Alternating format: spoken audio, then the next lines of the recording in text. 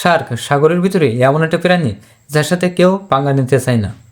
সাগরের মধ্যে থাকা প্রত্যেকটা প্রাণী জানে যে শার্কের সাথে পাঙ্গা দেওয়া মানে নিশ্চিত মৃত্যু। এই জন্য কিন্তু শার্কের সাথে কেউই পাঙ্গা নিতে চায় না এবং শার্ক কিন্তু সবাইকে শিকার করতে পারে।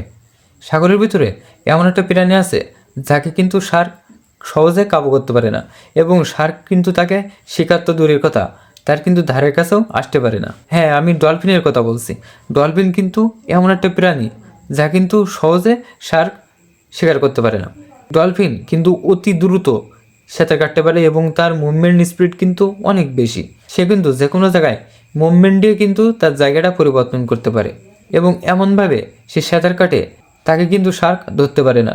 এবং সাঁতার কাটার সময় ডলফিন তার পেটের নরম জায়গায় আঘাত করে শার্ক কিন্তু সেই অবস্থায় মারাও যেতে পারে। এই জন্য শার্ক ডলফিনের সাথে পেরে ওঠে না।